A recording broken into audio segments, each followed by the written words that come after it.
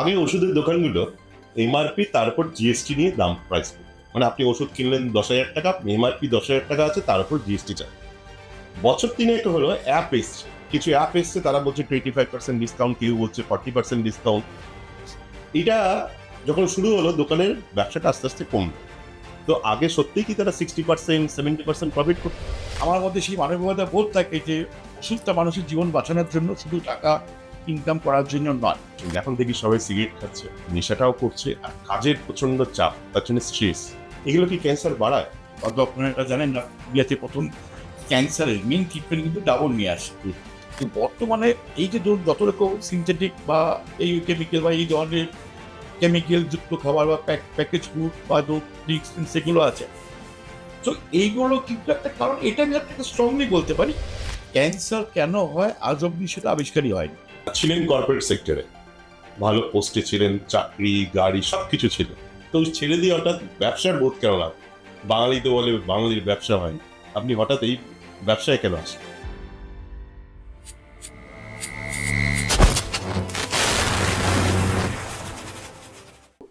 নমস্কার, আপনারা দেখছেন ট্রাভো পডকাস্ট, জীবনের গল্প যা আপনাকে ভাবাবে। আমি রাজীব।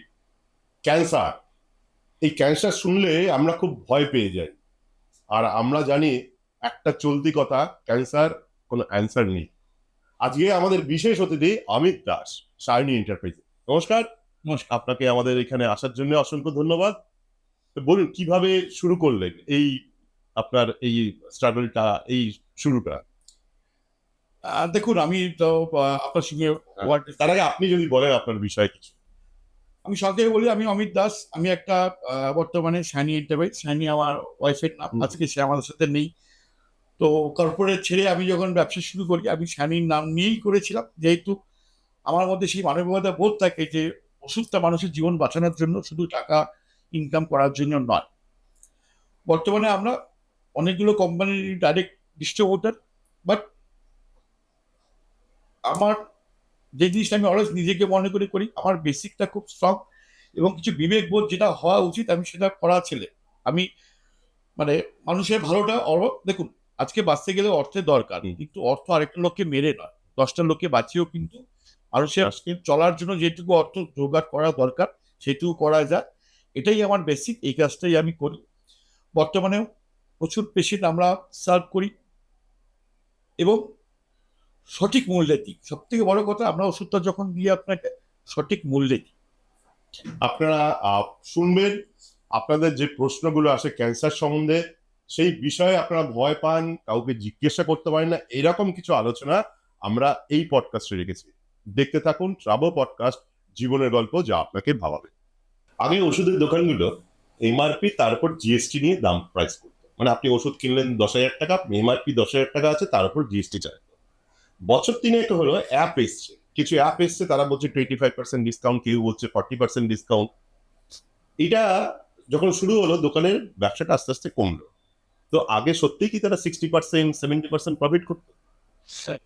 হ্যাঁ, এটা নিশ্চয়ই। যখন মানে একটা প্রোডাক্টের দুটো রেট হয়, একটা হচ্ছে ধরুন যারা ডিলার বা ডিস্ট্রিবিউটার, তাদের একটা রেট, ওখান থেকে যায় প্রাইস টু দ্য স্টকিস্ট বা রিটেল তারপরে এমআরপিতে বেচে। তো এই যে আপনি যতগুলো কোম্পানি থেকে ধরুন সিএফএ সিএফএ থেকে ডিস্ট্রিবিউটার থেকে রিটেল থেকে পেশেন্ট, যতগুলো হাত ক্রস হচ্ছে ততগুলো দামটা বাড়ছে, সবারই নিজস্ব প্রফিট মার্জিন বাধা আছে। এইবার অনেক ওষুধ আছে যা যদি দেখেন আপনি, যদি আমাদের ধরুন একটা এজ এ ডিস্ট্রিবিউটার ধরুন রানিং কস্ট যদি 100 টাকা হয়, হয়তো তবে এমআরপি লেখা আছে 300 টাকা বা কত তারও বেশি। এবার যেখানে আপনি একটা ওষুধ রিটেল থেকে কিনছেন, এটা অ্যাজ পার দ্য ট্র্যাক করেছি, রিটেল কিন্তু আপনাকে এমআরপিতেই নেবে। বর্তমানে যে ডিসকাউন্ট আপনারা পাচ্ছেন বা দিচ্ছে, এটা হচ্ছে কম্পিটিশনের জন্য। এবার কেউ 30% দিচ্ছে, কেউ 40% দিচ্ছে, তো এটা কমপ্লিটলি তাদের উপর ডিপেন্ড করে। তার মানে কিন্তু দেখুন, মানে ব্যাপার হচ্ছে কোয়ালিটি আর কোয়ান্টিটি। আপনি ধরুন সারাদিনে 1,000 টাকার ব্যবসা করছেন, এবার আপনি দেখলেন আমি 30% ব্যবসা দিলে আমার 1,000 টাকা 20,000 টাকা চলে যাচ্ছে, আলটিমেটলি কিন্তু আপনার লস নেই। লস। আপনি যত আপনি ডিসকাউন্ট দিচ্ছেন, লোক আপনার কাছে আসছে। বর্তমান ডিসকাউন্ট একটা খুব বড় বড় সব দোকানে দেখুন লেখা থেকে আপ টু 80% 70% ডিসকাউন্ট। তো ব্যাপারটা খানিকটা ওরকম, যে যত মানে কম প্রফিট বেশি সেল বা বেশি প্রফিট কম সেল, এটাই ডিফারেন্স। ক্যান্সার এই যখন একটা মানুষের হয়, তার পরিবারটা পর্যন্ত শেষ হয়ে যায়। তার প্রথম হচ্ছে খরচা, দ্বিতীয় সে বাঁচবে কিনা তার গ্যারান্টি পায় না। সবচেয়ে অসুবিধায় পড়ে গ্রামের মানুষ, যাদের কাছে এডুকেশন নিয়ে এত কিছু সুবিধা নেই, হাসপাতাল নেই। তো আপনি তাদের জন্য কি বলবেন? দেখুন, মানে নর্মাল শরীর খারাপ থেকে ক্যান্সার একটু ডিফারেন্স। তার মেইন কারণ হচ্ছে অ্যাওয়ারনেস।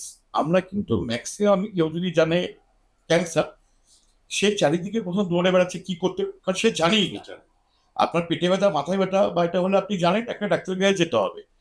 নর্মাল ডাক্তার তো ক্যান্সার ট্রিটমেন্ট করে না, তো করে বেড়াচ্ছে। এবং এই জন্য আপনি এখন যদি দেখেন, আপনি স্ট্যাটিস্টিক দেখেন, এখনো ইন্ডিয়াতে, আমি পার্সেন্টেজটা হয়তো অন ক্যামেরা বলছিলাম, বেশিরভাগ পেশেন্টই কিন্তু লাং ক্যান্সারের পেশেন্ট প্রথমে টিবির ট্রিটমেন্ট হয়। এবার টিবি ট্রিটমেন্ট করলে তো আপনার লাং ক্যান্সার হবে না, তখন পেশেন্ট খুব অ্যাডভান্স চলে যাচ্ছে, তখন না আস্তে আস্তে ডাক্তার রেফার করছে। তো এইটা হচ্ছে প্রথম একটা অ্যাওয়ারনেস। দ্বিতীয় কথা, মানে ম্যাক্সিমাম পেশেন্টগুলো, ধরুন গ্রামের পেশেন্টগুলো ম্যাক্সিমাম দালাল চক্র বা এই হাতে পড়ে যাচ্ছে, এবং সেখানে হয়তো সত্যিকার ধরুন যে ট্রিটমেন্ট হয়তো 50,000 হতো, সেই ট্রিটমেন্টটা ওনার কাছে কস্ট গিয়ে দাঁড়াচ্ছে 1 লাখ 1.5 লাখ $2 লাখ। এইটা একটা আরো কারণ। বর্তমানে আপনি যদি দেখেন সমস্ত সরকারি হাসপাতালে কিন্তু ক্যান্সারের ট্রিটমেন্টের ব্যবস্থা আছে। তাহলে আমি সেখানে বলবো, আপনাকে যদি হয় প্রথমে আপনি সরকারি হাসপাতালে, গরিব পেশেন্ট সরকারি হাসপাতালে যান, এবং সরকারি হাসপাতালে আপনার ওষুধও কিন্তু ফ্রি। হ্যাঁ, তবে 100% সবসময় থাকে না, যেটা থাকবে দেবে, যেটা থাকবে না সেটা কিনে নিতে হবে। এর জন্য কাউকে ধরা বা কোনো দালাল চক্কর এগুলোর কোনো দরকারই নেই। আর যেই প্রবলেমটা আপনি দেখবেন যে লং টার্ম ট্রিটমেন্ট করেও সারছে না, তখন আপনার একবার সেকেন্ড ওপিনিয়ন বা সরকারি বা আপনার আর্থিক অবস্থা ভালো থাকলে আপনি একটা ভালো ডাক্তারের কাছে গিয়ে কনসাল্ট করতে পারেন। আপনি বললেন সরকারি হাসপাতাল, তো গ্রামের যে লোকটা বাঁকুড়াতে আছে, সে যদি কলকাতায় আসে, তাহলে কলকাতার কোন হাসপাতালটা বা কার কাছে গেলে এই ব্যাপারটা তার সুরাহা হবে? মানে সে বুঝতে পারবে যে আদৌ কি হয়েছে। এরকম পার্টিকুলার কিছু নেই। দেখুন, পার্টিকুলার হসপিটালে কিছু নেই। আপনাকে যেই হসপিটালে আপনার ক্যান্সারের ট্রিটমেন্ট হয়, বর্তমানে সব হসপিটালে ও আছে। আচ্ছা, সব হাসপাতাল। হ্যাঁ, তো আপনার অ্যাজ পার ইউর কনভিনিয়েন্স আপনার যেটা মনে হচ্ছে সেখানে যাওয়া। বা আপনি যেটা করতে পারেন, যদি বাঁকুড়ার আপনার হয়, আপনি বাঁকুড়া হসপিটালেই যান, বাঁকুড়া সরকারি মেডিকেল কলেজে যান বা হসপিটালে যান, ওখান থেকে ট্রিটমেন্ট। আর দেখুন, ট্রিটমেন্ট অঙ্কোলজি বা ক্যান্সার ট্রিটমেন্ট এমন একটা ট্রিটমেন্ট যেটা সারা পৃথিবীতে কিন্তু একই প্রসেসে হয়। প্রোটোকল গ্লোবাল সিঙ্গেল প্রোটোকল হয়। আপনি কানাডায় করুন বা মালদায় করুন বা কৃষ্ণনগরে করুন, ট্রিটমেন্ট একই হবে। তো সেখানে আপনার কলকাতা আসলেই যে বিশাল কিছু আপনার বড় ট্রিটমেন্ট হচ্ছে বা আপনি কেউ বাঁকুড়াতে করলে হবে না, ব্যাপারটা কিন্তু সেরকম নয়। ওষুধ ওষুধ কি সব বাঁকুড়ায় পেতে পারে? হ্যাঁ, বর্তমানে মানে মানে অ্যাওয়ারনেস তো অনেকটাই বেড়েছে, বা সরকারি হাসপাতালে অনেক ওষুধ পাওয়া যায়, যা যেটা সরকার ফ্রিতে দেয়। যদি না থাকে, বর্তমানে আপনার ওভারনাইটে ধরুন, আমরা প্রচুর পেশেন্ট আমরা ওয়েস্ট বেঙ্গলে ওষুধ পাঠাই, ঠিক আছে? তো সেরকম যদি সঠিক, মানে আপনারা সারা পশ্চিমবঙ্গের সব জায়গায় ওষুধ দেন? হ্যাঁ, আমরা সব জায়গাতে পাঠাই। প্রেসক্রিপশন দিয়ে, মানে আপনাকে যদি প্রেসক্রিপশন পাঠান তবে সেই বেসিসে দেন। এমনি ধরুন কোনো নর্মাল কাস্টমার ফোন করলো যে আমার এই ওষুধটা লাগবে ক্যান্সারে, ওরকম দেন না? না, আমরা এইভাবে ওষুধ দিই না। তার বেসিক কারণ হচ্ছে একটা, বুঝুন আপনি ব্যাপারটা, ধরুন একটা পেশেন্ট, ধরুন আপনি একটা তার 10 রকমের হয়। এবার ধরুন একটা পেশেন্ট ভুল বলুন বা হয়তো 2 নম্বর লাগবে, 3 নম্বরটা বলে ফেললো, ঠিক আছে, আমরা ওষুধটা পাঠিয়ে দেবো। উনি ওষুধটা খেয়ে যদি ওনার কোনো অ্যাটাচমেন্ট ইয়ে করে, এই জন্য আমরা কিন্তু না দেখে নিয়ে, তার কারণ হচ্ছে মানে প্রেসক্রিপশন ওষুধ দেবো না এমন নয়, অরিজিনালি আমাকে দেখে নিতে হবে সত্যি কি লাগে। ধরুন এটা পেটে ব্যথা ট্যাবলেট নয়, এটা সাইটোটক্সিক ড্রাগ, তো ওখানে আমরা চেষ্টা করি অলওয়েজ দেখে দেওয়া। আমার পাশে বসে আছেন অমিত দাস। আপনাদের যদি কোনো ওষুধ সম্বন্ধে কোনো জিজ্ঞাসা থাকে বা প্রয়োজন হয় ওষুধের, আপনার পশ্চিমবঙ্গের যে কোনো জায়গা থেকে আপনি ফোন করতে পারেন এবং সেই ব্যাপারে আপনাকে বিনামূল্যে পরামর্শ দেবেন। আমি এখানে বসে আছি, দেখলাম বাংলাদেশ থেকেও মানুষ এসছে ওনার কাছ থেকে ওষুধ নিতে। তাই আপনার যদি মনে হয়, কখনো প্রয়োজন মনে হয়, এই নিচে দেওয়া যে নাম্বারটা যাচ্ছে এই নাম্বারে কল করুন। ছিলেন কর্পোরেট সেক্টরে, ভালো পোস্টে ছিলেন, চাকরি গাড়ি সবকিছু ছিল, তো ছেড়ে দিয়ে হঠাৎ ব্যবসার বোধ কেন লাগলো? বাঙালি তো বলে বাঙালির ব্যবসা হয় না, আপনি হঠাৎ এই ব্যবসায় কেন আসলেন? এটা খুব ভালো কোশ্চেন আপনি করেছেন। তো ব্যাপার হচ্ছে, দেখুন মানে আমি কিন্তু স্ব ইচ্ছায় হয়তো ব্যবসা আমি করতাম না। আমি সত্যি, আমি ডিফারেন্ট মাল্টিন্যাশনালে কাজ করেছি। আমি হয়তো আপনারা এটা জানেন না, ইন্ডিয়াতে প্রথম ক্যান্সারের মেন ট্রিটমেন্ট কিন্তু ডাবল নিয়ে আসে। ডাবল আপনার কত সালে কত সালে? এটা আপনার 19 শতাব্দীতে এসেছিল, আমার মনে হয় 93 বা এরকম সময় ওরা ক্যান্সার ট্রিটমেন্টে ডাবল নিয়ে আসে। তো ডাবলই তখন নাম্বার 1 কোম্পানি ছিল। সারা ভারতে প্রথম double। হ্যাঁ, হ্যাঁ, ডাবলই মেইন মানে ক্যান্সার ট্রিটমেন্ট করে। আমি ডাবলই চাকরি করতাম। তারপরে ডাবলকে ফ্রেজিনিয়াস কবি বলে একটা জার্মান হাউস টেক ওভার করে। সো আমি জার্মান ওখানে কাজ করেছি। তারপরে আমি কাজ করেছি রোশ। আপনি যেতে পারেন, রোশ হচ্ছে ওয়ার্ল্ডের নাম্বার 1 অনকোলজি কোম্পানি। ওয়ার্ল্ডের নাম্বার 1 মানে সমস্ত টার্গেটেড থেরাপি রোশই একমাত্র কোম্পানি যে নিয়ে আসে। তারপরে আমি ইন্ডিয়ান একটা কোম্পানি দোরপাড়ায় 3,000 করোড় কোম্পানি এমকিওর, ওর আমি অ্যাজ এ সেলস ম্যানেজার আমি 9 বছর ওখানেও কাজ করেছি। হ্যাঁ, ডেফিনেটলি কর্পোরেট আপনি বোঝেন আমাদের অনেক দায়িত্বপূর্ণ বা থাকতো। তবে 2019-এ একটা আমার একটা ফ্যামিলি বা শাইনি, যার নামে আজকে আমাদের organisation Shaoni enterprise. Shiny enterprise, তো ও লং টাইম থেকে বাই গড শি ওয়াজ মানে পেশেন্ট ছিল, মানে ধরুন ওনার কিছু শারীরিক ছোটবেলা থেকে বাই গড প্রবলেম ছিল। তো ও এই বড় হয়েছিল বা ছিল, আমি জানতাম ওর শরীরটা কি আছে বা কর্পোরেশন ওরা বা এগুলো ছিল, কিন্তু করতে করতে একটা সময় ওর কিডনিটাও ফেলিয়ার হয়।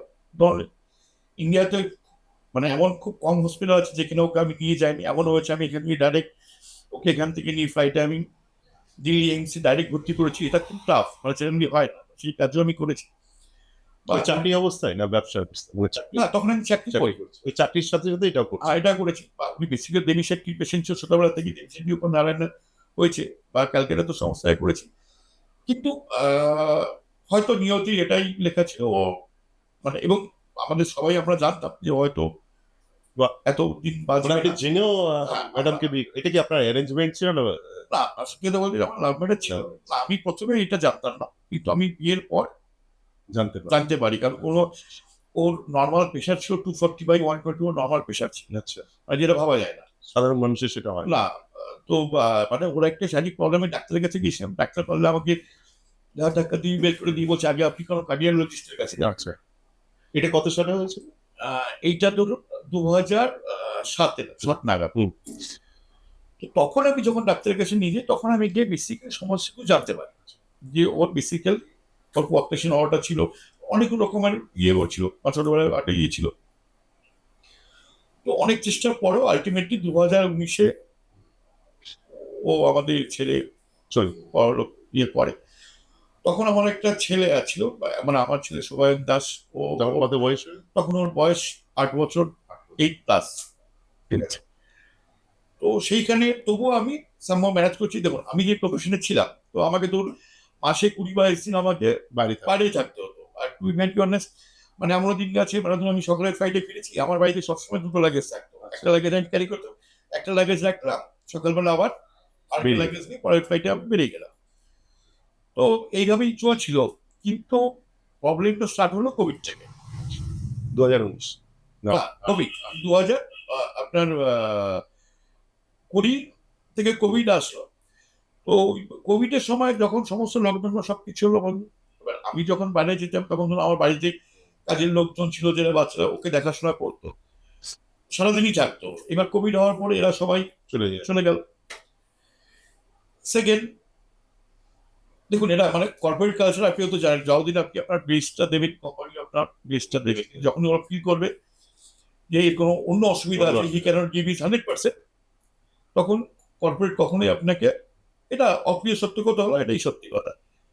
তো কোম্পানি হয়তো ভাবলো যে অমিত বাচ্চাদেরকে নিয়ে কি করে কাজ করছে, তুমি বোম্বে চলে আসো।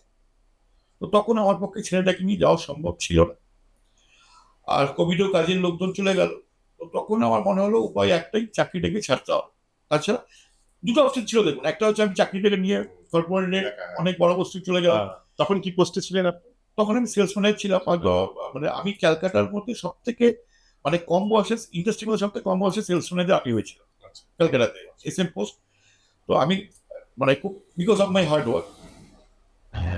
তো তখন আমি সিদ্ধান্ত নিলাম আমার কাছে ছেলেটা খুবই দরকার, মানে যেহেতু শাইনি ওকে রেখে গেছে, তো দায়িত্ব আমি ছাড়তে পারলাম না। আমি চাকরিটাকে কম্প্রোমাইজ করলাম, দিয়ে করলাম। না, তখনই শুরু করিনি, মানে প্রথম মনে হলো কোভিডের সময় যে আমি চাকরিটা করতে পারবো না।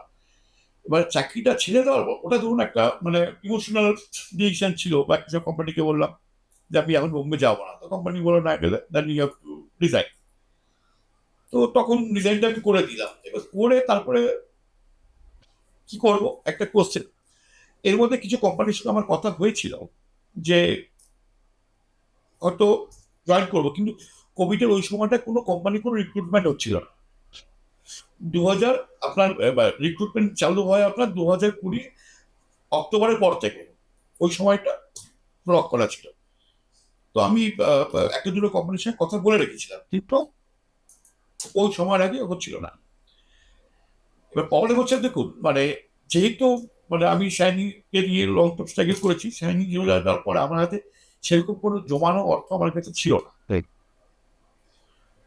তো মানে স্যালারি আসতো, ওটা দিয়ে করছিল, যদিও ইয়ে করতাম। তো একটা সময়ের পর দেখলাম ঘরে কিছু নেই, টাকা পয়সা নেই, এবং হয়তো ধরুন ব্যাংকে বা কোম্পানির সেটেলমেন্ট টাকাগুলো হয়তো ছিল, কিন্তু ওই কোভিডের ওই সময়টা কিন্তু আপনার কাছে কোনো উপায় ছিল না যে আমি ইমিডিয়েট লিকুইড ক্যাশ থেকে আমি অ্যারেঞ্জ করবো। তখন আমি নাম ধরেই বলতে পারি, ডক্টর সুবীর গাঙ্গুলি বা দুটো নামে আমি বলতে পারি, আরো কিছু ডাক্তার, ধরুন টাটাতে বা আমাদের অ্যাপোলো, এরকম কিছু ডাক্তারের সঙ্গে কথা বললাম। তো অ্যাকচুয়ালি আমি থ্রু আউট মাই প্রফেশন আমি খুব অনেস্ট ছিলাম, আমি খুব হার্ড ওয়ার্ক করতাম। এই কিছু ডাক্তার আমাকে খুব পছন্দ করতো। এরাই তখন আমাকে উপদেশ দিল যে আমি মানে যদি ছেলেটাকেই দেখতে হয়, দেখুন দু নৌকো পার নিয়ে তো চলে না জীবনে কোনো ক্ষেত্রে। তো সেখানে সিনিয়র হিসেবে তারা আমাকে এই উপদেশটা দিয়েছে যে তোর কাছে যদি ছেলেটা প্রায়োরিটি হয় তাহলে তোকে চাকরিটা ছাড়তে হবে। আমি তো নিশ্চয় করলাম স্যার চাকরি ছেড়ে করবো, হবো কি? ছেলেটাকে বড় করতে গেলে বর্তমানে আপনি বোঝেন একটা বাচ্চাকে পড়াশোনা করাতে, বা তখনও অলরেডি ডিপিএস মেগাসিতে পড়ছিল বা ইয়ে করতো, মানে ও ক্রিকেটও খেলতো, ইয়ে করতো, ওর পায়ে ভর্তি করে গিয়েছিল আপনার ক্রিকেটের। তো ওই খরচা আমার পক্ষে তো সম্ভব না। তখন ডাক্তার বলে তুই ব্যবসা কর। এর বড় একটা কারণ হচ্ছে ধরুন কিন্তু অঙ্কোলজি মেডিসিন আপনি দেখেন এর কিন্তু প্রচুর টাকার দাম থাকে, দাম বা ধরুন আমি কিন্তু রসে ছিলাম, আমাদের হার্ট সেফটি ধরুন একটা ফাইলের দাম ছিল 1,60,000 টাকা। তো এই পার্টিশন কোম্পানিগুলো কি করে, যেহেতু ইন্ডিয়া একটু আর্থিকভাবে পিছিয়ে পড়া দেশ, কিছু ওষুধ ফ্রি দিত। আচ্ছা, ধরুন 3টে কিনলে একটা ফ্রি বা 2টো কিনলে একটা ফ্রি। এই ফ্রি গুলো দিয়ে কোনোভাবে ব্যালেন্স করতে যাতে মানুষ ট্রিটমেন্টটা করতে পারে, কিন্তু এই ফ্রি গুলো সঠিকভাবে পেশেন্ট হাত অব্দি পৌঁছাতে পারছে না। কোন এক অদৃশ্য কারণে ফ্রিটা ইন বিটুইন বিক্রি ম্যানেজ হয়ে যেত। তো তখন ডাক্তাররা বলে দেখো আমি অঙ্কোলজিতে করার কিছু জায়গা আছে, তুই যেহেতু ব্যাপারটা বুঝিস বা তোর এই মানসিকতা আছে, তুই ব্যবসায় না, সঠিক মূল্যে ওষুধ পেশেন্টকে দিবি, আমরা তোর কাছে পেশেন্ট পাঠাবো। আমি একটা খুব ছোট্ট এক্সাম্পল বলি, আপনি তাহলে বলে ভালো বুঝতে পারবেন। এখন ধরুন কিছু প্রোডাক্টে গভর্নমেন্ট দাম বেঁধে দিয়েছে, যাকে বলা হয় ডিপিসিও, মানে গভর্নমেন্ট যে দামগুলো বেঁধে দিয়েছে। ধরুন রিটুক্সিম্যাব গভর্নমেন্টের দাম ধরুন 40,000 অ্যাজ এমআরপি। সেই প্রোডাক্টে এস এ ডিস্ট্রিবিউটার আমাদের কেনা পড়ে ধরুন 12,000 টাকা।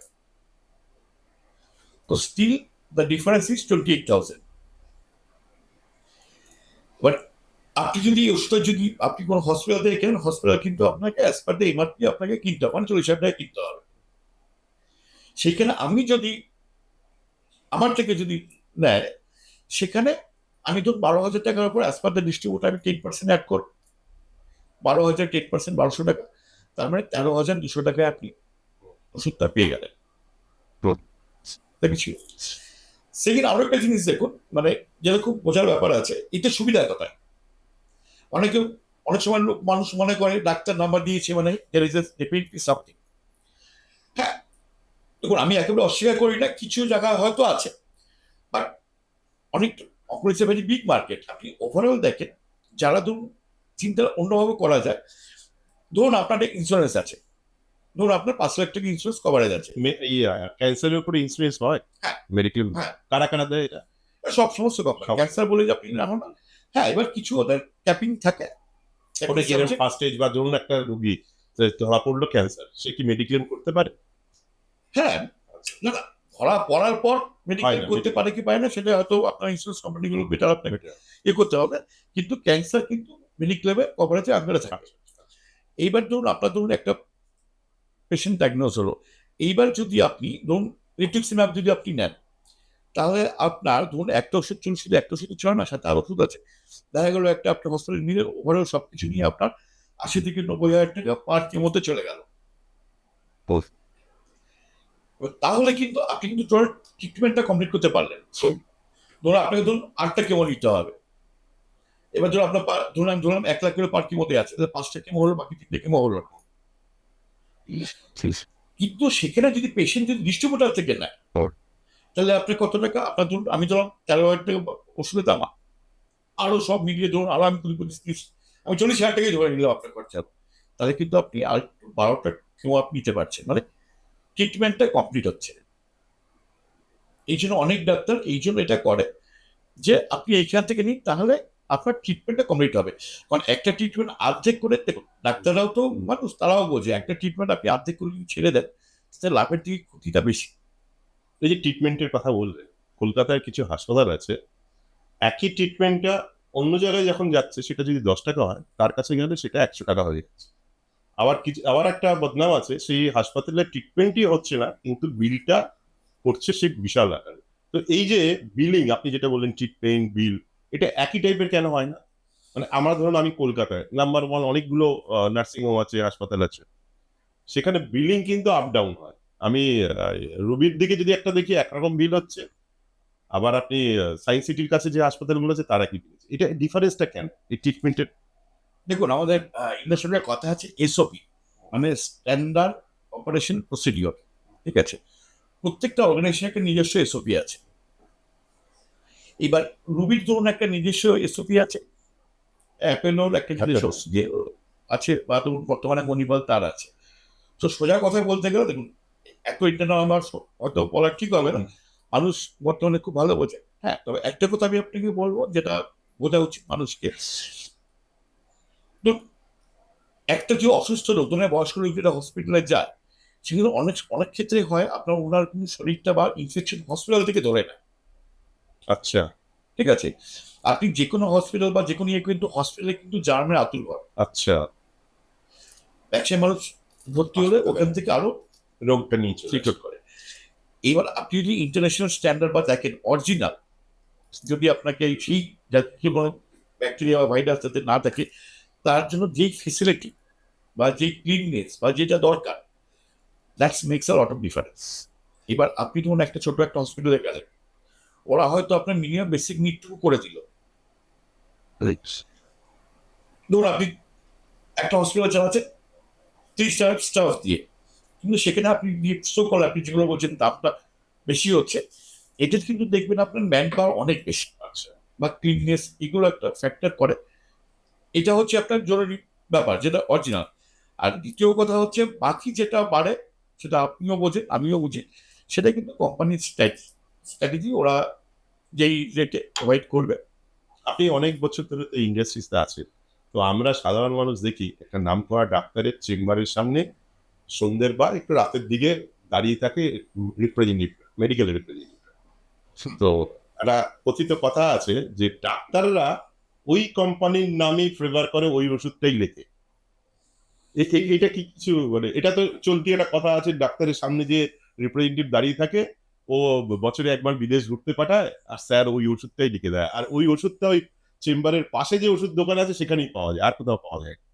এরকম কিছু এটা, মানে আমি জাস্ট আপনাকে একটা জিজ্ঞেস করছি, এটা সাধারণ মানুষের প্রশ্ন। দেখুন আপনি একটা খুব মানে বহু বিতর্কিত, হ্যাঁ, আমি আপনার মতটা চাইছি, যেটা বিতর্কিত ব্যাপার। দেখুন পৃথিবীতে মানে কোনো জিনিস ওয়ান সাইডেড হয় না, প্রত্যেকটা জিনিসের 2-3টে দিক হয়। দেখুন প্রথম আপনাকে আসতে হবে হোয়াট ইজ মেডিকেল রিপ্রেজেন্টেটিভ। ঠিক আছে, আপনাকে এই জিনিসটাকে বুঝতে হবে। মেডিকেল রিপ্রেজেন্টেটিভ তারাই হচ্ছে যারা হচ্ছে ধরুন একটা নতুন ওষুধ, ধরুন আমিও তো মেডিকেল রিপ্রেজেন্টেটিভ লাইফ আর একটা টাইম কাটিয়েছি। এইবার ধরুন যে একটা প্রত্যন্ত একটা বাঁকুড়া একটা খুব যে একটা ছোট্ট গ্রামে, ধরুন সেদিন না ইলেকট্রিসিটি লাইট মানে একটু ভালো বোধ হয়, সেখানে একটা হসপিটাল আছে। এবার সে আমেরিকায় কোন ওষুধটা আবিষ্কার হচ্ছে, সেই খবরটা হচ্ছে রেগুলার মতো অব্দি পৌঁছায় না।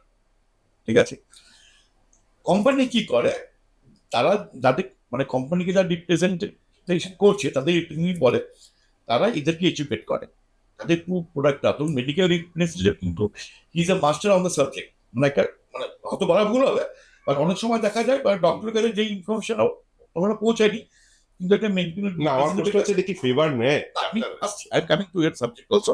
প্রত্যেক আগে ভালো জিনিসটা বলতে হয়। দেখুন যে কোনো একটা সিস্টেম তৈরি হয় চিন্তা ভাবনা ভালো যদি চিন্তা ভাবনা করে করা হয়, তারপরে দৃষ্টিকে আমরা করাপ্টেড করি, বাট প্রথম দিক দিয়ে কিন্তু ওইভাবে চিন্তা ভাবনা করা হয় না। তো প্রথমে ভালো হিসেবে মেডিকেল লিটারেসি প্রফেশন আছে, মেডিকেল লিটারেসি কি করে ইমিডিয়েটলি ইনফরমেশনটা ডাক্তার অব্দি পৌঁছে দেয় যে স্যার এই ওষুধটা বর্তমানে এসছে, এই ওষুধটা দিলে এই ফেসিলিটি এটা ফেসিলিটি হবে। একটা সুবিধাও হয় তাতে, ধরুন কোম্পানি যখন একটা প্রোডাক্ট বিক্রি করছে সে ডাক্তারকে গিয়ে সঠিক মূল্যটা বলে দেয় যে স্যার পেশেন্ট কিন্তু এই দামেই ওষুধটা পাবে। তাহলে কি হচ্ছে, আপনার ফার্মেসি ওটাকে কত দামে নিচ্ছে সেইটা আপনার কন্ট্রোলে থাকছে। It's a very good thing. Doctor কিন্তু পেশেন্টকে বলে দেয় আপনার এই ওষুধটা মোটামুটি এই দামে হবে, তাই বাইরে যে কেউ কিন্তু তোমার গলা কেটে নিতে পারে না, এটা একটা সুবিধা আছে। সেকেন্ড কথা আপনার যদি আসি আপনার কথা যে হ্যাঁ দেখুন আমি তো মানে যেহেতু আমি নিজে প্রফেশনাল ছিলাম, অনেক বছর ছিলেন। আমি 100% এই কথাটা সঠিক এগ্রিও করতে পারি না, আবার ডিসএগ্রিও করবো না, কারণ হয় সিস্টেম এইভাবে চলছে। অনেক সময় আমরা বাঙালি বা সবাই একটা মার্শাল দেশের একটা মূল্য রাখি, একটা লোক রেগুলার আসছে সে বলছে, তো তখন হয়তো ডাক্তারও ভাবে হ্যাঁ এটা দিক। তাই মানে কিন্তু ধর আপনাকে আমি চিনি বলে যে একটা একদম আপনার কিছুই নেই তাকেও দিয়ে দিলে ওটাই ডাক্তার লিখে দেবে, ব্যাপারটা এমনও নয়। ধরুন জেনেরিক ব্র্যান্ড যদি আপনি দেখেন মোটামুটি ধরুন একটা ব্র্যান্ড নেবে ধরুন 20টা কোম্পানি আছে, এবার ডাক্তারকে ডিসাইড করতে 20টার মধ্যে কোনটা কোনটা? এবার ডাক্তারের সঙ্গে সবসময় ওই ব্র্যান্ড নেবো মনে থাকে না, তখন এই হেল্পটা করে যে আমার ধরুন এক্ষুনি যে আসক হয়েছে বললো স্যার প্যান্টটা প্রচুর মানে আপনি প্যান্টোটা লিখে দিন, তো মনে আছে হ্যাঁ প্যান্টোটা বলেছিল। এবার অনেক ফার্মা কোম্পানি হচ্ছে গুড মর্নিং মেসেজ, মানে ধরুন সকালবেলা গিয়ে একটা ছোট্ট কিছু রিমাইন্ডার দিয়ে এলো, তো ডাক্তার মনে করলো আমারটা মনে আছে লিখে দিলে। অনেক সময় এটা ঘটে, ঘটে নেই বলবো, ডেফিনেটলি ঘটে। এবং মানে ধরুন আমি ফার্মা নিয়ে কথা বলছি বা মেডিকেল রিপ্রেজেন্টেটিভ অপরাজিত কত বড় মার্কেট, মানে ওই ওষুধ আপনি যদি একটা ডাক্তার লেখে ওটা সব দোকানের পক্ষে তো সব ওষুধ রাখা সম্ভব না, ধরুন 1000 রকমের ওষুধ আছে, তো ডক্টর যেখানে বসে পাশে ফার্মেসি জানে এই ডাক্তার এটা লেখে, তো ওরা ওটা অ্যাভেলেবেল রাখে, তো আপনি ওই দোকানে গেলে ইমিডিয়েটলি ওষুধটা পাবেন। আপনি এখান থেকে 2 কিলোমিটার দূরে যান হয়তো ওষুধ ব্র্যান্ডটা নাও পেতে পারে, ঠিক। তো ব্যাপারটা এইভাবে আপনাকে বুঝতে হবে। সিগারেট এখনকার যে জেনারেশন, এখন দেখি সবাই সিগারেট খাচ্ছে, নেশাটাও করছে, আর কাজের প্রচন্ড চাপ, তার জন্য স্ট্রেস, এগুলো কি ক্যান্সার বাড়ায়? আপনি খুব ভালো কোশ্চেন করেছেন। এইটা বলতে গেলে আমাকে একটু আপনাকে পিছিয়ে এসে বলি আপনাকে, তাহলে বুঝতে আপনার সুবিধা হবে। দেখুন ক্যান্সার হচ্ছে একটা আমাদের ডিএনএ, মানে ক্যান্সার ব্যাপার হচ্ছে ধরুন আপনার যে বডিতে সেল আছে আমাদের সবার শরীরে ধরুন দিনে একটা দুটো সেল হয়, ক্যান্সার সেল 200 সেল হয়ে যাচ্ছে। এবার এই যে হঠাৎ করে ক্যান্সারটা আমরা প্রোটোঅঙ্ক জিন বলি যেটাকে, এটা হঠাৎ করে অ্যাবনর্মাল গ্রোথ কেন হচ্ছে, এটার একটাই কারণ হচ্ছে তার ডিএনএ ক্যারেক্টার চেঞ্জ হওয়ার জন্যই হচ্ছে, কারণ আমাদের সমস্ত ক্যারেক্টার ডিএনএর উপর ডিপেন্ড করে। তো এই জিনিসটা কিন্তু এখনো as on date different research বা ট্রায়াল গ্লোবালি চলছে, এখন অব্দি কিন্তু ফাইনাল কোনো সিদ্ধান্ত আমরা এসে উঠতে পারিনি হঠাৎ করে ডিএনএ ক্যারেক্টার কেন চেঞ্জ হয়ে যাচ্ছে। তাহলে এখন আপনার প্রশ্ন তার সঠিক উত্তর যেটা যেটা আপনি বলেন, তাহলে আমরা কি করে বলছি যে সিগারেট খেলে ক্যান্সার হবে। দেখুন এরকম ভাবে আপনি অনেক জায়গায় যখন লেখা থেকে দেখবেন cigarette might be a cause of cancer, এরকম লেখা থাকে। এর কারণ হচ্ছে ধরুন আমরা 1 লক্ষ ধরুন যদি লাং ক্যান্সারের পেশেন্টকে স্টাডি করে যদি দেখি দেখা যাবে তার মধ্যে হয়তো 20,000 লোক আপনার স্মোকার ছিল, ধরে নেওয়া হচ্ছে it might be a cause of cancer, এই সিগারেট খাওয়ার জন্য হতে পারে এটাও একটা কারণ। তারপরে আপনি বলছেন সিগারেট খেলেই যে ক্যান্সার হবে না সেটা? সেরকম দেখুন আমি তো ডক্টর নই, বাট আমি যেহেতু লন্ডন ইন্ডাস্ট্রি ছিলাম বা যে অনেক আমরা করেছি বা ইন্ডাস্ট্রিকে দেখেছি, আমার মনে হয় সেরকম ভাবে মানে স্ট্রংলি কেউ বলতে পারবে না। এক, দ্বিতীয় ধরুন বলা হয় অ্যাসবেস্টার কোম্পানি বা ধরুন মেয়েদের মানে আর্লি ম্যারেজ বা লেট ম্যারেজ বা ইয়ে আপনার ঠিকমতো ব্রেস্ট ফিড না করানো, এগুলো কিন্তু সবই দেখা গেছে স্টাডি করে যে ধরুন ব্রেস্ট ক্যান্সার অনেকে ধরুন আমি 1 লক্ষ যদি ব্রেস্ট ক্যান্সার পেশেন্ট স্টাডি করে দেখেছি, হয়তো এর ফ্যামিলির ধরুন আউট অফ 1,20,000 পেশেন্ট দেখা গেছে বাবা মায়েরও ছিল। এই জন্য আমরা বলি it might maybe the family, this is not, মানে মায়ের ক্যান্সার হলে যে মেয়ের ক্যান্সার হবে এখনো সেরকম কোনো তথ্য আমাদের হাতে নেই। কি করা উচিত সাধারণ মানুষের এই প্রতিরোধ করার জন্য? কি করা উচিত, মানে আপনি তো এই ইন্ডাস্ট্রিতে অনেকদিন আছেন। দেখুন আপনাকে বেসিক বুঝতে হবে, আমরা যেটা বুঝি ধরুন মানে আপনি যদি দেখেন আদি মানব মানে যখন আমরা সবাই মানব তখন কিন্তু ক্যান্সার ছিল না, তার কারণ কি বলুন তো, তখন কিন্তু আমরা এই নর্মাল যা আমাদের ধরুন ভাত ডাল এটাই মানুষ খেয়ে বড় হয়েছে। তো বর্তমানে এই যে ধরুন যত রকম সিনথেটিক বা এই কেমিক্যাল বা এই ধরনের কেমিক্যাল যুক্ত খাবার বা প্যাকেজ ফুড বা ধরুন ড্রিঙ্কস সেগুলো আছে, তো এইগুলো কিন্তু একটা কারণ, এটা আমি আপনাকে স্ট্রংলি বলতে পারি। তার কারণ হচ্ছে ধরুন আমার কাছে কোনো ডেটা নেই, কিন্তু ওভারঅল আপনি যদি দেখেন মানে ইনসিডেন্ট যদি দেখেন যেইভাবে বাড়ছে মানে এগুলোর সাথে, তো এইগুলো একটা কিন্তু কারণ ডেফিনেট। আচ্ছা, এই তিনটে কারণ, হ্যাঁ ধরুন আপনার ধরুন এই স্ট্রেস, সিগারেট মানে স্মোকিং বা ড্রিঙ্কস, স্মোকিং বা ধরুন আপনার এই আপনার যে চিজ পিস এগুলো যেগুলো আপনার Fast যেগুলো food আছে, যেটা, fast fast food food। যেগুলো করছি এগুলো বা প্যাকেট ফুড বা ফ্রোজেন খাবার, এইগুলো সব থেকে হচ্ছে আপনি রেগুলার মিনিমাম আপনার শরীরের এক্সারসাইজ আর এই বাইরের এই ধরনের Fast food। খাবারগুলো ফাস্টফুড বা এইগুলো অ্যাভয়েড করলে আমার মনে হয় চান্স অনেক কমবে। তার কারণ হচ্ছে ধরুন আমি কোনো ডেটাবেসে বলছি না, আমি যদি আমাদের লাইফস্টাইল দেখি আজকে ধরুন যদি আপনি 50 বছর বা 100 বছর পেছনে যান, তখন কিন্তু ক্যান্সার এই লেভেলে ছিল না। হুয়ের রিসেন্ট একটা এখন এখন না বেশ কিছু বাড়ছে, এখন মনে হয় পেশেন্টটা বাড়ছে। হ্যাঁ মানে এটা কত পার্সেন্ট হবে সাধারণ মানুষের মধ্যে, কত পার্সেন্ট ক্যান্সার পেশেন্ট? দেখুন WHO হুয়ের একটা আপনার ওয়ার্ল্ড হেলথ অর্গানাইজেশন একটা রিপোর্ট বেরিয়েছিল, এটা আজ থেকে আরো মানে 10-12 বছর আগে, যেটা বলেছিল যে আজকে 20 বছরের মধ্যে প্রত্যেক বাড়িতে কিন্তু একজন ক্যান্সার পেশেন্ট থাকবে। আচ্ছা, খুব খারাপ খবর তো, মানে এটা তো খুব বাজে বার্তা। হ্যাঁ অজয় পার্থা, আপনি চিন্তা করুন না, আপনি তাহলে এখনো সেই অ্যাওয়ারনেসটা মানুষের আসছে না যে প্রত্যেক ফ্যামিলিতে বলছে যে একজন ক্যান্সার পেশেন্ট হবে, সেটা তো তারা এখনো মানুষের অ্যাওয়ারনেসটা আসছে না। না অ্যাওয়ারনেস আসছে না, এটাই হলো একটা কারণ। এবার আমি যদি আপনার ট্রিটমেন্ট অপশনে আসি, ট্রিটমেন্ট অপশনে মেইন অপশন হচ্ছে আপনার ধরুন ক্যান্সারে কিছু আপনার ইয়ে আছে মানে সাইন বা সিমটম আছে, যে ধরুন ব্রেস্ট ক্যান্সার বলুন বা লাং ক্যান্সার বলুন, এটা আছে। এবার প্রবলেম হচ্ছে ধরুন মানে আজকে যদি আপনার ধরুন কাশি হয়, আপনি কোথায় যাবেন? আপনি একটা নর্মাল জেনারেল ফিজিশিয়ানের কাছে যাবেন। এবার সেই জেনারেল ফিজিশিয়ান বলবে কাশি হচ্ছে কেন, দুটো আপনাকে ওষুধ দেবে, আপনারা খাচ্ছেন। প্রবলেম হচ্ছে আমরা শুধু মানে জনগণ কেন, বেশ কিছু ধরুন যারা নর্মাল ডাক্তার মানে ধরুন জেনারেল ফিজিশিয়ান এইটা, এরাও কিন্তু সেইভাবে পুরো ব্যাপারটা ওয়াকিবহল নয় যে কোন কোন সাইন সিমটমের জন্য ক্যান্সার কাকে প্রথম প্রাথমিক ইয়েগুলো। দেখুন cancer is a not a curative treatment but it is a palliative treatment. But যদি আপনি আর্লি স্টেজে যদি ধরা পড়ে, তাহলে কিন্তু আপনি যদি সেই জায়গাটা সার্জারি করে দেন, করার পরে কিন্তু দেখা যাচ্ছে প্রচুর বেশি ভালো হয়ে আছে। আমার নিজের মায়েরও কমার্সের কার্সিনোমা ছিল, তো অপারেশন করে কিন্তু বর্তমানে আজ উনি প্রায় 25 বছর হয়ে গেছে, উনি ভালো আছে। এই যে বললেন না অপারেশনটা, সার্জারিটা, তো এই তারপরে তো প্রত্যেক মাসে কিছু ওষুধ খেতেই হয় সাধারণ মানুষকে, ওই যারা পেশেন্ট আর কি, যারা কিওর তো পুরোপুরি হয় না মনে হয়। মানে ধরুন আপনি বললেন যে কারো ক্যান্সার ফার্স্টে গেছে, সে সার্জারি করলো, সে কি পুরোপুরি সুস্থ হয়ে যায়, হ্যাঁ তারপরে আর ওষুধ খেতে হয় না? না, এখানেও একটা কথা আছে, এবার সার্জারি কে করলো? এবার যদি আপনি নর্মাল একজন ডাক্তারকে সার্জারি করেন, সে কিন্তু ব্যাপারটা বুঝবেন না সেটা কি করতে হবে। আচ্ছা, আপনার একদম এন্ড রেসিডুয়ালটা বের করতে হয়, মানে যত অব্দি কি আছে। ক্যান্সার। ক্যান্সার যখন ট্রিটমেন্ট করা হয় তাতে হচ্ছে আপনার TNN প্রসেসে টিউমার সাইজিং করা হয়। টিউমার হচ্ছে টিউমার সাইজ, কত বড় সাইজ, কত সেন্টিমিটার টিউমার। কি এন মানে হচ্ছে লিফ নোড, মানে প্রথম টিউমার হয় আলটিমেটলি লিফ নোড থেকে কিন্তু বডিতে স্প্রেড করে। তো এন মানে হচ্ছে লিফ নোড অ্যাটাচমেন্ট হয়েছে কি হয়। আর এম হচ্ছে মেটাস্ট্যাট, মানে শরীরের ডিফারেন্ট পার্টে ছড়িয়ে নেয়, এই জন্য TNN প্রসেসে ধরা হয়।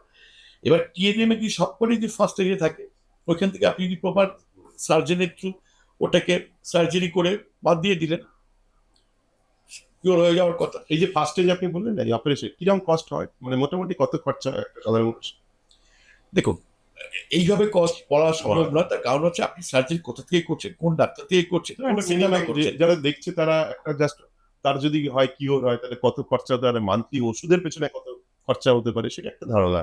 ধরুন আপনি যদি একটা অপারেশন করে সরকারি জায়গা থেকে যদি অপারেশনে করেন, তাহলে আপনার কোনো টাকায় খরচা হবে না।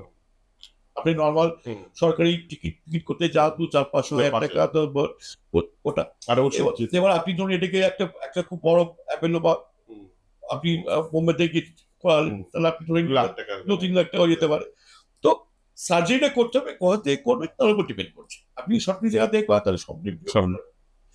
তবে আমাদের কাজ হচ্ছে অ্যাওয়ারনেসটাকে বাড়ানো, যেটা ক্যান্সার আটকাতে গেলে। এই জন্য অলওয়েজ ক্যান্সার ক্ষেত্রে বলা হয় অ্যাওয়ারনেসটা খুব দরকার। যত লোক অ্যাওয়ার হবে বা ধরুন ডাক্তারদের বোঝানো যাবে যে এই সিমটমগুলো হচ্ছে বলে আপনার ক্যান্সার হতে পারে, ইমিডিয়েটলি আপনি যাবেন। এই জন্য ক্যান্সারে কিন্তু আপনার ট্রিটমেন্টের থেকে অ্যাওয়ারনেসটা বেশি ইম্পর্টেন্ট। যত আপনি অ্যাওয়ারনেস বাড়াবেন লোকের মধ্যে যে এটা হলে এটা হবে, তাহলে কিন্তু ক্যান্সারটা পৃথিবীর অনেক দেশ ধরুন একসময় ক্যান্সার, ধরুন অস্ট্রেলিয়া ধরুন একসময় সব থেকে বেশি ছিল, বর্তমানে হ্যাঁ ব্রেস্ট ক্যান্সার ছিল। বর্তমানে ধরুন অস্ট্রেলিয়ার সমস্ত মহিলা ব্রেস্ট ক্যান্সার নিয়ে কাজ করে বর্তমানে, কিন্তু অস্ট্রেলিয়া ব্রেস্ট ক্যান্সার মুক্ত দেশ। ঠিক আছে, অ্যাওয়ারনেসটা লোকের মধ্যে। কি বলবেন সাধারণ মানুষকে যে এই অ্যাওয়ারনেসটা বা কি করা উচিত, কি করা উচিত, সেটা অনেকদিন আছেন। দেখুন, অ্যাওয়ারনেসের জন্য প্রত্যেকটা মহিলাদের যেরকম মানে ধরুন একটা সাডেন এজের পর সেলফ এক্সামিনেশন ব্রেস্ট করা যেতে পারে, ম্যামোগ্রাফি করা, বা একটা ডাক্তারের কাছে গিয়ে ফুল চেক আপ করা বডিটা, যাতে ফার্স্ট যে ধরা পড়ে। আর ধরুন একটা রোগ মানে ম্যাক্সিমাম মহিলারা বাদের ক্ষেত্রে কি হয়, বা ধরুন আজকে দেখেন জরায়ু ক্যান্সার, তো এইগুলো কিন্তু ম্যানেজেবল, ঠিক আর্লি স্টেজে ধরলে ঠিক হয়ে যায়। এইখানে আপনাকে ভয়, ভীতি বা লজ্জা উপেক্ষা করে একটা সাডেন 30 বা 40 বছর পরে গিয়ে একটা রেগুলার বডি চেক আপ করানো বা প্রপার আপনার গাইডেন্সে চলা, ধরুন এই ধরনের ফাস্টফুড বা এই ধরনের ওদিকে এইগুলো ফুড ত্যাগ করা, আর রেগুলার একটা এক্সারসাইজ করা, ধরুন একটা হাঁটা চলা বা দিনে একটা টাইম একটা মিনিমাম এক্সারসাইজ, আপনি কিছু না করুন একটু হাঁটুন না দিনে মানে ফিজিক্যালি অ্যাক্টিভিটি রাখতে। হ্যাঁ, আর এটা খাবার দাবার খাবার দাবারের ক্ষেত্রে দেখুন, আমি যেটুকু বুঝি পরিষ্কার ডাল ভাত খেলে আপনার শরীরে কোনো রকম অসুবিধা হবে না। এবার আপনি যদি রেগুলার বাইরের খাবার বা এখন সুইগি বা জোম্যাটো হাতের গোড়া আপনি চলো করে রান্না করে খেয়ে নিলেন। এটা খুব ক্ষতিকারক। আচ্ছা, আপনি কত বছর আছেন এই বিজনেস, মানে আপনি ক্যান্সারের মেডিসিন বা এটা নিয়ে কত বছর আছেন? আমি ধরুন অলমোস্ট 25 বছর আমি ইন্ডাস্ট্রিতে আছি, 35 years। 25 ইয়ার্স আছি, এবং আমি ডিফারেন্ট মাল্টিনেশনাল। প্রথম দিন যখন প্রথম আপনি বিক্রি করেছিলেন সেদিনের মনে হয়েছিল, মানে প্রথম আপনি যেদিন ক্যান্সার ওষুধ দিলেন মানে এন্টারপ্রেনার হিসেবে বিজনেস, সেই দিনটা কেমন ছিল বা কি ছিল সেই দিনটা যদি বলেন? সেই দিনটা হতে বলুন, আমি মানে প্রথম যখন মানে ডাক্তাররা বললো ব্যবসা করা শুরু করলাম, কে বলেছিল প্রথম? এটা ডক্টর সুবীর গাঙ্গুলি আমাকে বাবুনার বাড়িতে আমি বসেছিলাম, সন্ধ্যের সময় স্যার বাড়িতে ছিল, স্যারই বলছিল আমি কি পারবি কর। তো ওটা আমাকে একটা মনে খুব ইন্সপায়ার করেছিল, স্যার যখন বলছে মানে প্রেরণাটা ওনার কাছ থেকে পেয়েছিলেন? হ্যাঁ, ডক্টর সুবীর গঙ্গোপাধ্যায়। ওই সময় যখন আমার কাছে কোনো কত উপায় সালে নেই, এটা? এটা হচ্ছে আপনার 2010-এ, সরি 2020-তে। 20 মানে কোভিডের পরে বললেন। হ্যাঁ, কোভিড ফার্স্ট যখন ওয়েভটা পর যখন নতুন আবার করে মার্কেট খুলছে ওই সময়। প্রথম আপনি ওষুধটা দিলেন ওই দিনটার কথা বলছি, যে প্রথম ব্যবসা আপনি শুরু করলেন সামিনী এন্টারপ্রাইজ, এবং প্রথম আপনার বিলিং হলো। প্রথম মিলিং আমার খুব ভালো মনে আছে, এটা আপনার মানে কল্যাণীতে একটা পেশেন্টে, আমি যখন কোম্পানিতে ছিলাম তো লিউকোনাইটের যে অরিজিনাল বা লিউগার্ড, ওইটা অনেক পেশেন্ট, যেহেতু আমি নিজের অনেক পেশেন্ট ছিল, তখন ছাড়ার পর প্রথম একটা পেশেন্ট ফোন করেছিল আমাকে, উনি রেগুলার নিত। ওই ওষুধ থেকেই তখন আমি, আমাদের এখানে আরেকজন ডিস্ট্রিবিউটার আছে, ওনার থেকে ওষুধটা তুলে নিয়ে গিয়ে আমি কল্যাণীতে গিয়ে, এবং ইভেন ওষুধটাকে পুশ করে দেওয়ার জন্য একজন আমি নার্সকেও লিউগার্ড সবাই দিতে পারে না, ওটা আমরাই ট্রেন করতাম, ওরকম একজন লোককে দিয়ে গিয়ে কল্যাণীতে, ভদ্রলোক মানে উনি মানে ব্যাংকে চাকরি করতেন, আমার নামটা মনে করতে পারবো না, ওনাকে প্রথম আমি কল্যাণী গিয়ে ওই ওষুধটা দিয়ে এসেছিলাম। ভাগ্যচক্র দেখুন, বর্তমানে কল্যাণীতে এইমসে অনেক নিজস্ব দোকান আছে, ওখানে আমি এইমসে আমরা অনেকটা সাপ্লাই করি, বাট আমার প্রথম সাপ্লাই কিন্তু বাংলাদেশে শুরু। হ্যাঁ, কল্যাণীতেই ফার্স্ট গিয়েছিলাম।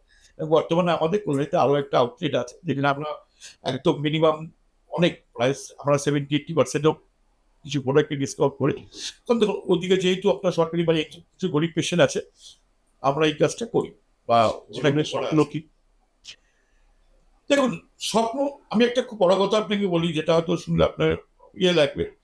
আজকে আমি ব্যবসা করি, ঠিক আছে, দেখুন মানে ব্যবসা করা মানেই কিন্তু মানে অর্থ উপার্জন নয়, না। ঠিক আছে, অনেক ব্যবসা আছে ধরুন প্রফিটটাই করে, বাট আমরা যে ব্যবসাটা করি এখানে কিন্তু মানে we are serving life also. তো এইখানে কিন্তু আপনার অনেক করার জায়গা আছে, ধরুন একটা awareness, বা আপনি যদি চান সেটা তো করেনও মনে হয় আপনি সোশ্যাল ওয়ার্ক। আমি অনেক করি, আমি অনেক গরিব পেশেন্ট এমনও আছে, আমি ফ্রিতে মেডিসিন দিই, যেটুকু আমার সমর্থন। আমি তো অত বড় পার্টি নই, বা ওই মানসিকতা আমার নেই যে জীবনে কিছু টাকা কামাবো। আমি এমন একটা মানসিকতা লোক, আমি চাই যে আমার মোটামুটি জীবনে যে জায়গা থেকে ওখানে 1 টাকা ছিল না, মানে কোভিডের সময় কিছু চেঞ্জ নিয়ে ঘরে কিছু যেমন কিছু পয়সা ছিল, ওই পয়সা দিয়ে আমি চলছিলাম।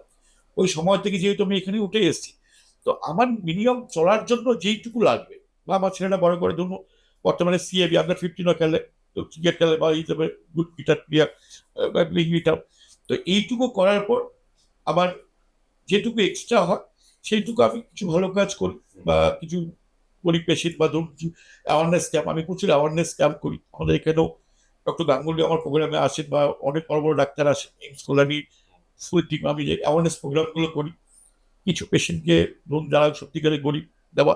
আর সব থেকে বড় হেল্প আমি যেটা করি, আমরা যে রেটে ওষুধ পেশেন্টকে দিই, আপনি যদি আমার যে একটা বিল দেখেন আপনি অবাক হয়ে যাবেন, বিশ্বাস করে যে পেশেন্টকে ওষুধ দিই, সব বিল আছে দেখছি তার sick. এই নোট মানে যেগুলো আমাদের এমন আছে ধরুন, মানে কত পার্সেন্টেজ কমে দেয়? আমি আপনাকে ছোট্ট ঘটনা বলি। আমরা একটা টেমোসোলামাইন বলে একটা ওষুধ হয়, ঠিক আছে? ওই ওষুধটা ধরুন এমআরপিটা অলওয়েজ হাইজিও অ্যানালিটিক্স আমি বললাম, ওটা ধরুন এমআরপি হচ্ছে আপনার 20,000 টাকা, ধরুন আমাদের কেনা পড়ে ধরুন 1,000 টাকা। তো আমি একটা পেশেন্টকে দিয়েছিলাম ধরুন 1,38,000 টাকা ওষুধের দাম, আমরা চার্জ করেছিলাম 12,000 টাকা। তো পেশেন্ট ফোন করে আমাকে বলছে যে সঠিক ওষুধ তো? আমি তখন বললাম যে মানে কেন বলছেন না আপনার এত দাম, আপনি এই দাম কেন নিলেন? তাহলে ম্যাডাম তাহলে আপনি আমাকে 50,000 টাকা দিয়ে দিন, দেখুন ওষুধটা সঠিক হয়ে যাবে। তখন উনিও হাসলো, গিয়ে করলো ব্যাপারটা এরকম না, ব্যাপারটা হচ্ছে আমরা অ্যাজ এ ডিস্ট্রিবিউটার সঠিক মূল্যে দিই, এটা আমাদের বেসিক, এটাই দাম। এবার আমি যদি এই ওষুধটাই আপনাদের 50,000 টাকা দিতাম তাহলে কিন্তু আপনার অনেক ওষুধটা আসতো না। আমরা করি, আমরা অনেক রেট, অনেক ক্যান্সার মেডিসিনে প্রচুর দাম এমআরপি থাকে যেটা হসপিটাল না, কিন্তু আমাদের অ্যাজ এ ডিস্ট্রিবিউটার, আমার ডাইরেক্ট ডিস্ট্রিবিউটার, তো অনেক ক্ষেত্রে আমার চাইলে 80% ডিসকাউন্টও দিতে পারে, এবং দ্যাট উই আর রেগুলারলি ডুই। যার জন্য ধরুন ক্যালকাটা প্রচুর ডাক্তার আছে ধরুন যারা আমাদের কাছে ডাইরেক্ট পেশেন্ট নাম্বার দিয়ে দেয়, আমরা পেশেন্টের বাড়িতে পৌঁছে দিই। এবং মানে অবিশ্বাস্য অনেক পেশেন্ট দাও করে আমাদের উপরে যে সত্যি মানে সঠিক ওষুধ তো। আরো একটা কথা বলবো, আপনি যদি ইয়ে করেন যে অনলাইন মার্কেটিং, দেখুন মানে ক্যান্সার মেডিসিন ধরুন আমরা যে সমস্ত কোম্পানি ডিস্ট্রিবিউটার ধরুন বা মার্কেটেশন ড্রাগ, এগুলো যেগুলো টেম্পারেচার সেন্সিটিভ প্রোডাক্ট, ওগুলো কিন্তু আপনার ওই টেম্পারেচার না থাকলে কিন্তু কেমিক্যাল বন্ডিংটা চেঞ্জ হয়ে যায়। তো অনেক ওষুধ দেখুন একটা ডাক্তার, আমরা তো ডিস্ট্রিবিউটার, একটা ডাক্তার যদি আমাদের নাম্বার দেয়, আপনি কিন্তু অ্যাটলিস্ট 100% শিওর হবেন যে তার ওষুধটা সঠিক। দামটা নেই বলছি না, ওষুধটা সঠিক মানে। কিন্তু আপনি যখনই অনলাইনে যাচ্ছেন, অনলাইন কোথা থেকে প্রকিওর করছে তার কোনো ডেটা কিন্তু আপনার কাছে নেই। এটা আমি বলবো না অনলাইন মানেই ভুল ওষুধ বেটার না, তবে দামের যদি খুব ডিফারেন্স হয় সেটা না নেওয়াটা বুদ্ধিমানের কাজ। আপনারা এতক্ষণ দেখছিলেন ট্রাভেল পডকাস্ট জীবনের গল্প যা আপনাকে ভাবাবে। আর আমার সঙ্গে ছিলেন আমাদের আজকের বিশেষ অতিথি অমিত দাস মহাশয়, শাইনি এন্টারপ্রাইজ, যিনি কর্পোরেট সেক্টরে বহুদিন কাজ করেছিলেন এই ক্যান্সার বিভিন্ন ওষুধ নিয়ে, তারপর নিজেই এই ব্যবসা শুরু করেন। আজকে তার এই বিজনেস অনেক কোটি টাকায় চলে গেছেন এবং আরো উদ্বুদ্ধ করছেন আমাদের নতুন প্রজন্মকে। আমরা এতক্ষণ শুনলাম ওনার কাছে ক্যান্সার সম্বন্ধে, তার অ্যাওয়ারনেস সম্বন্ধে, তার দাম, কি ওষুধ হতে পারে, কি করা উচিত। তো আজকের মতো এখানে বিদায় নিচ্ছি আপনাদের কাছ থেকে। আর এই অনুষ্ঠানটা যদি ভালো লাগে কমেন্ট করুন, শেয়ার করুন। নমস্কার।